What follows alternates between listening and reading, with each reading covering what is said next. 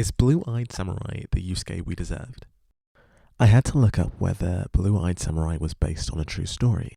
It turns out the character, though, was not a real one. The basis for the character was based on a William Adams that allegedly became the first samurai from England.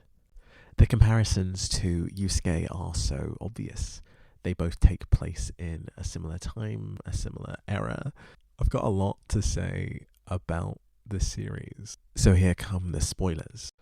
Though I'm not massively familiar with either tale, the way that Yaske was branded to its audience was a retelling of this historical event that had yet to be told to mainstream culture.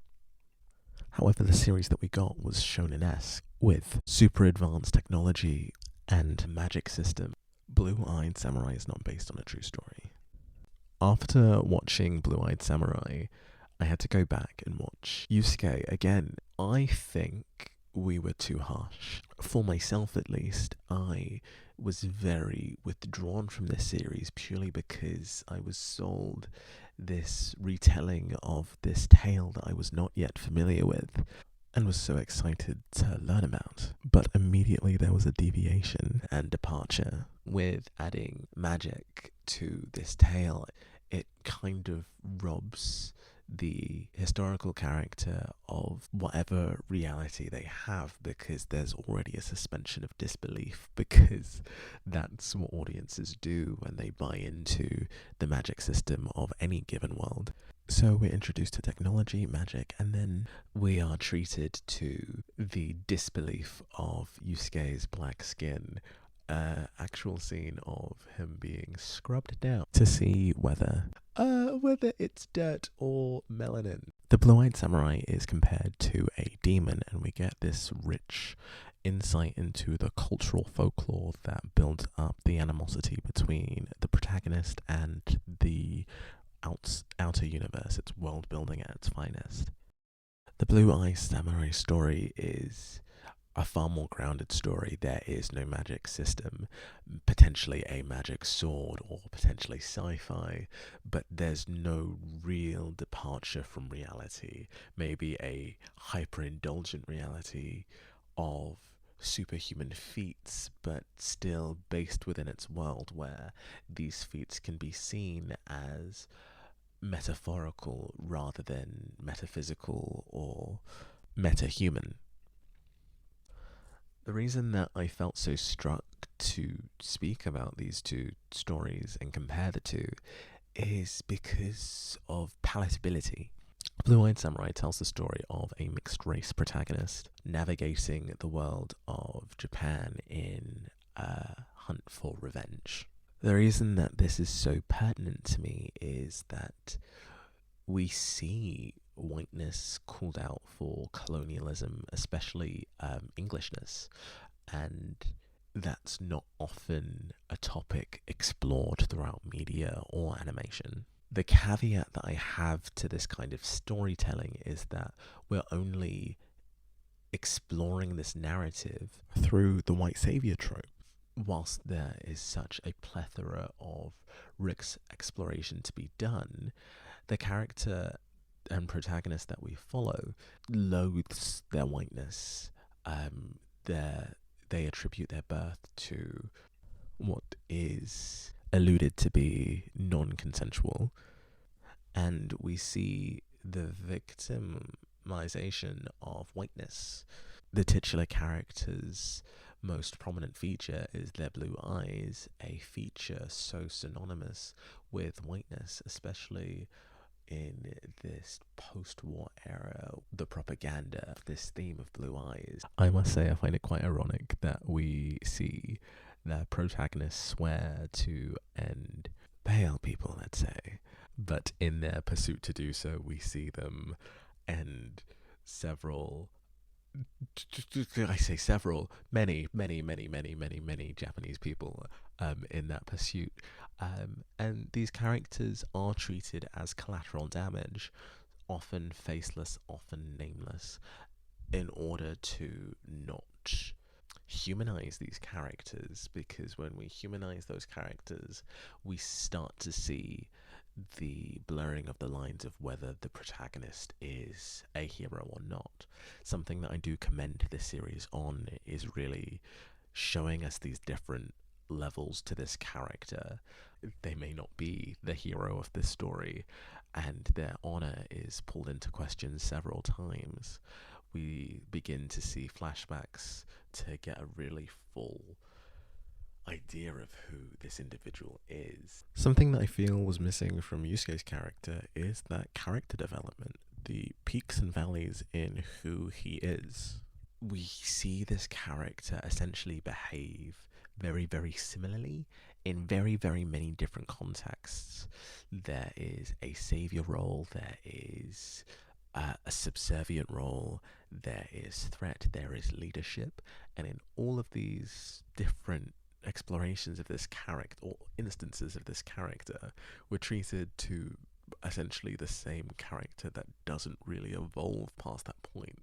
The difficulty is, Yaske is quite a cool character, quite an interesting character, but there's so much untapped potential. We don't really see this character experience their grief. We don't really see this character experience their burden, or their relation with race.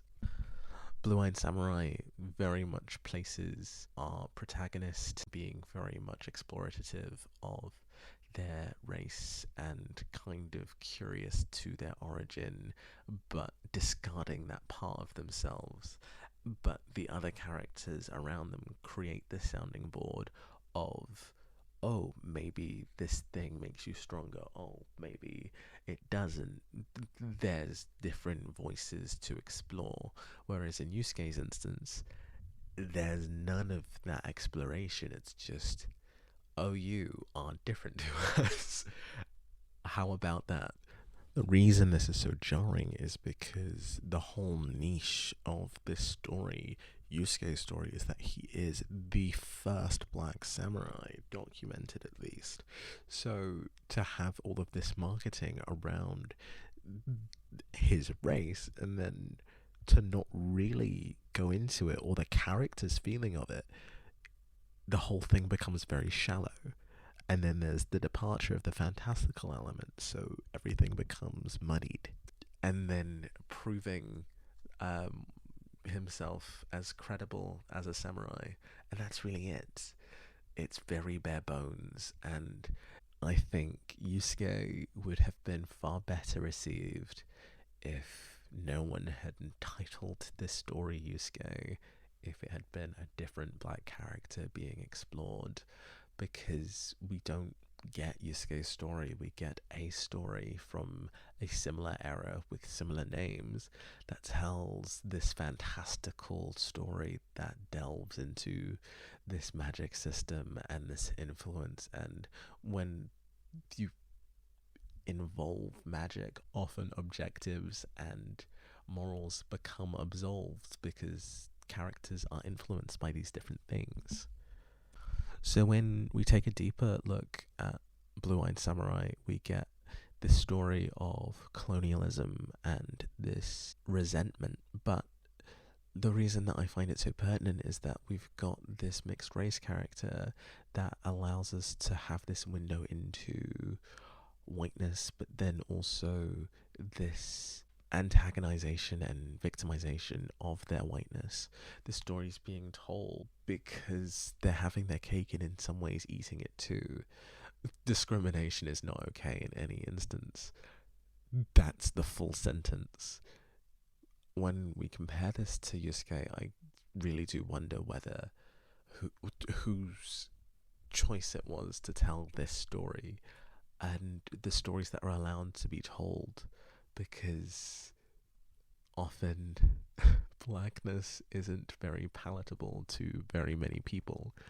So it makes me curious. It makes me very, very curious. So frequently, blackness is, or stories about black people are told through the lens of slavery, and Yusuke is no stranger to this, although again, how much of this story is actually Yusuke's story and just a version of Yusuke's story.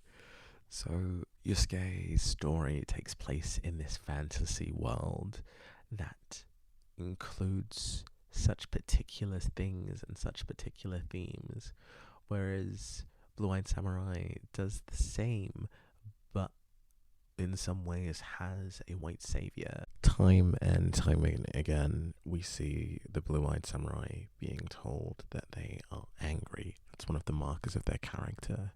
Whereas never once do we see Yusuke angry. And that is why I ask about palatability, the stories that are allowed to be told.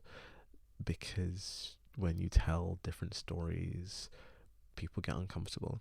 And I wonder whether the reaction to a Yusuke tale with the same kind of gritty resentment would yield the same warm responses, or whether our current socio-political climate would affect it. The last thing that I want to end on is rewatching Yusuke, just the first episode. The music is so beautiful and so in keeping with this theme that they're creating, which is like this neo something. It's just it feels an aside like something that's familiar but new. And yeah, I recommend rewatching it after some time has passed and you're further detached from the narrative of this being a retelling, and just enjoy the story that was told, because there is an interesting story being told and very many tropes that are being activated and reenacted that deserve their own speaking points. But that's just it. They deserve their own speaking points in relation to the products that they are, rather than being judged for all of the different things that they're not. So let me know what your thoughts are. Give the video a like and maybe I'll make another. This is the first one of these that I've tried, so let me know.